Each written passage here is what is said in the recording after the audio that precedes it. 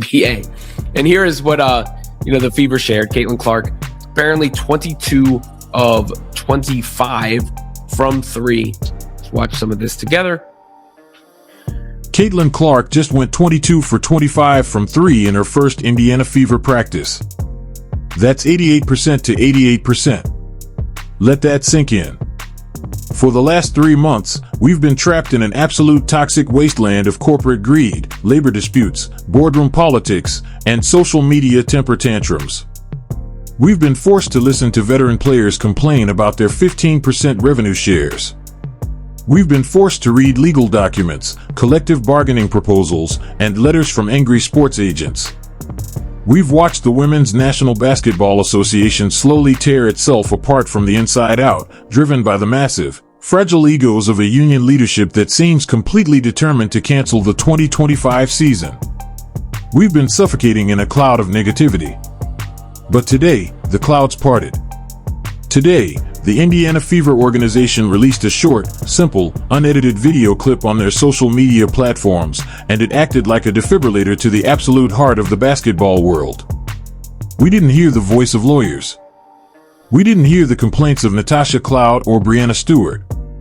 All we heard was the squeak of sneakers on hardwood, the rhythmic bouncing of a basketball, and the beautiful, unmistakable, angelic sound of a basketball snapping through the nylon net. Swish, swish, swish. Caitlin Clark is back in the laboratory. She's back in her natural habitat. She has returned to the gym in Indianapolis, and she's casually, effortlessly putting on a shooting display that is sending absolute terror through the veins of every single defensive coach in the WNBA. The report out of the Indiana Fever practice facility is that Caitlin Clark was shooting three-pointers and she went 22 for 25. Let me repeat that because I need the sheer mathematical absurdity of that statistic to fully process in your brain. She shot 25 three-pointers from deep WNBA range and she made 22 of them. That's an 88% shooting clip, 88%. There are professional basketball players in this league who cannot shoot 88% from the free throw line in an empty gym. There are players who cannot shoot 88% on unguarded layups. And here is Caitlin Clark, fresh off a cross-country flight from Milan Fashion Week, stepping onto the hardwood and casually dropping thermonuclear bombs from the perimeter with the precision of a military sniper. I want you to really analyze the footage that was released.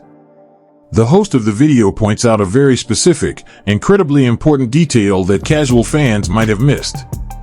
She isn't just shooting a standard WNBA basketball. She's operating with a completely different piece of equipment, and it signals exactly what her focus is on right now. It's like she's shooting a FIBA basketball. She will be back playing very soon, too. FIBA World Cup qualifiers March 11th through 17th. So only a matter of days before Caitlin Clark will be taking the floor in competitive. She's shooting a FIBA basketball. Do you understand the work ethic required to do what she's doing? A FIBA basketball feels different. It has a different grip, a different groove pattern, and it behaves slightly differently off the rim than a Wilson WNBA ball. Why is she using it? Because while the rest of the WNBA is sitting at home arguing on Zoom calls, threatening to strike, and trying to extort the billionaire owners out of hundreds of millions of dollars, Caitlin Clark is preparing to put the United States of America on her back.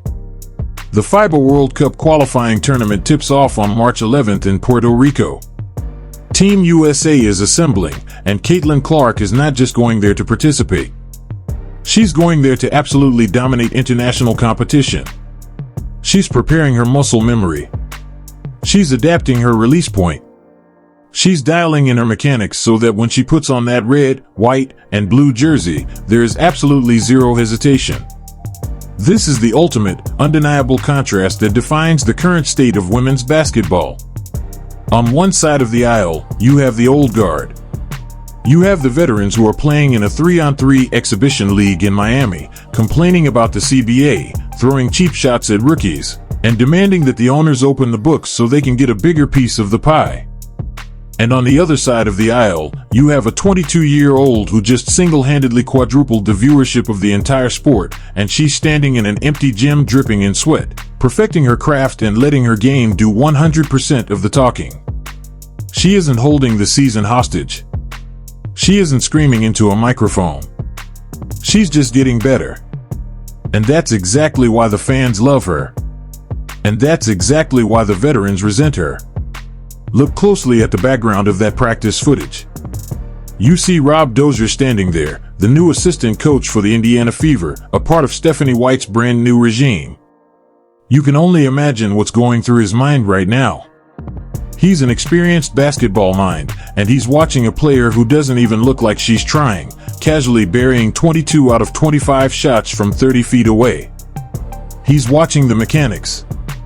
He's watching the complete lack of wasted motion. The release is crisp. It's compact. She looks leaner. She looks healthier.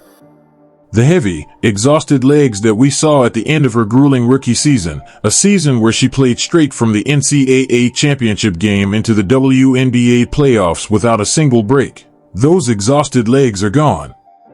She's refreshed. She's recharged. And the rest of the league is in absolute, monumental trouble. But this beautiful and inspiring moment of basketball purity is heavily overshadowed by a dark, looming cloud of anxiety that is gripping the entire Indiana Fever fan base. Yes, Caitlin Clark looks phenomenal. Yes, she's ready to light up the FIBA qualifiers. But basketball is a team sport, and the most devastating pick-and-roll duo in the world might be broken before they even step on the flight to Puerto Rico. The host of the video brings up the absolute nightmare scenario that we're all currently praying is just a false alarm. Basketball action again. Question remains, will Aliyah Boston be on the floor with her? AB suffered an injury that unrivaled. It was a lower leg extremity or a leg extremity. I don't know what they called it. This is the tragedy of the current WNBA landscape.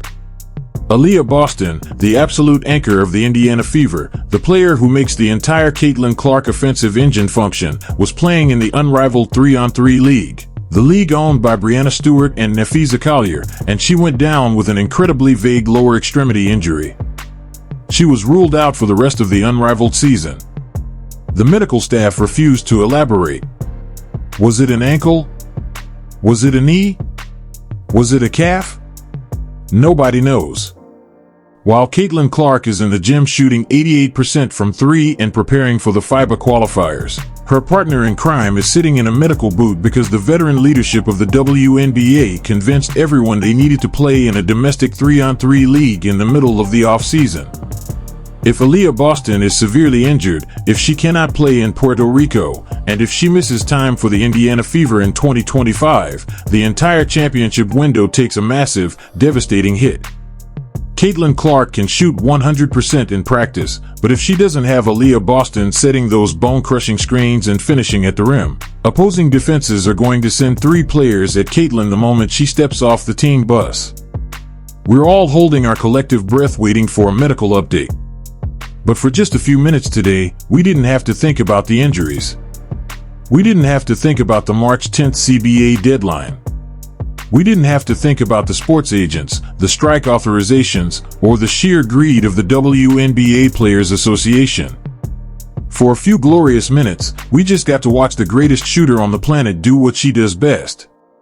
The host of the video summarized the feeling of the entire basketball community perfectly, and it's a sentiment that the union leadership desperately needs to hear. I'm here for the hoops. So it's good to see Caitlin Clark back on the floor is the overall point.